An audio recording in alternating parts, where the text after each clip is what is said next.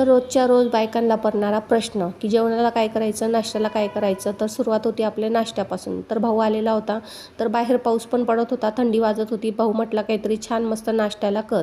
तर डोक्यात म्हटलं काय करायचं. तर म्हटलं आता चला काहीतरी वेगळाच नाश्ता करूया.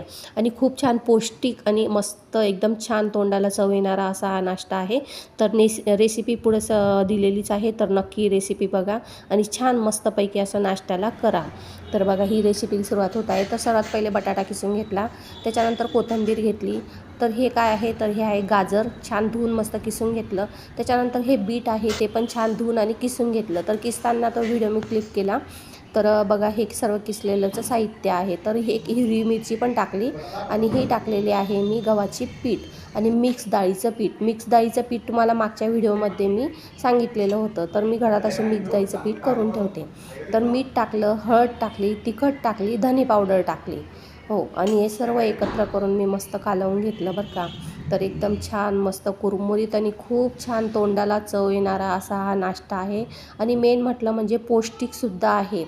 तर बघा हे सर्व मी एकत्र मिश्रण करून घेतलेलं आहे. मिक्स डाळीमुळं काय होतं माहिती का, तर आपले हे जे असताना थालीपीठ वगैरे, तर हे एकदम क्रिस्पी आणि कुरमुरीत अशी छान खाण्यास लागतात.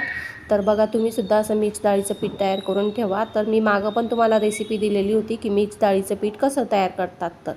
तर बघा एकदम छान आणि असं मस्त सकाळी सकाळी तोंडाला खूप स्वाद येणारा असा हा नाश्ता आहे. हल्दी फुल्दी आणि पौष्टिक नाश्ता आहे. तर बघा सर्वात छान पहिले मी असं पीठ एकत्र करून घेतलं. तर हे पीठ आपल्याला जास्त पातळ पण नाही करायचं आणि जास्त घट्ट पण नाही ठेवायचं. मीडियम असं मस्त हे पीठ आपण मळून घ्यायचं आहे.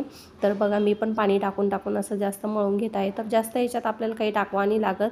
फक्त आपल्याला गाजर, बीट आणि बटाटा किसून घ्यायचा. हवं तर तुम्ही कांदा टाका, पण मी कांदा नाही टाकला. तर बघा असं हे थालीपीठ मला करायचं आहे. तर सर्वात पहिले मी तवा तापायला ठेवला, 5 मिनटं तवा तापू दिला आणि त्याच्यानंतर असं तेल टाकून घेतलं. हवं तर तुम्ही बटरही टाकू शकता, पण मी तेल टाकलं. तर बघा तेल थोडंसं टाकून घ्यायचं आणि त्याच्यानंतर बघा हे थालीपीठ आपल्याला ना थापायचं आहे ना तव्यावर हे करायचं आहे. तर आपल्याला असं ते पसरवून घ्यायचं आहे, कारण आपण थोडंसं ओलं केलेलं आहे, तर थोडंसं पातळ केलेलं आहे. त्याच्यामुळं आपल्याला हे तव्यावर असं थोडंसं हातानेच पसरवून घ्यायचं आहे. हवं तर तुम्ही अजूनही पातळ करू शकता, काही हरकत नाही, खूप छान होतं बरं का. तर बघा मला हे 2-3च करायचे होते, जास्त नाही करायचे होते, कारण ऑलरेडी मिस्टर दुकानावर गेलेले होते. तर मी त्यांना हे आता उद्याच करून देईल. तर थोडंसं पीठ मी फ्रीजमध्ये लावून ठेवलेलं आहे.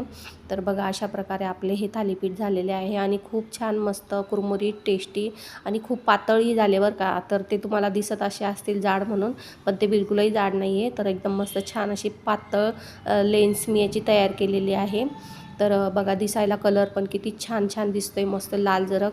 तर भाऊने तर बघताच तो म्हटला बापरे एवढं तिखट केलं काय. त्याला कुठं कळालं की मी त्याच्यात बीट गाजर वगैरे टाकलेलं आहे. तर मी म्हटलं तू फक्त खाऊन बघ आणि कसं झालं तर ते मला सांग.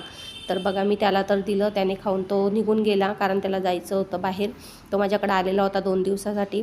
तर खूप छान त्याला आवडलं, तोंडाला चवही आली आणि खूप कौतुकही करून गेला. तर मी म्हटलं आता त्याचं एवढं कौतुक करून माझ्या पोटात दुखायला लागलं. तर म्हटलं चला आता मी पण नक्कीच खाऊन बघते कसं झालं काय झालं.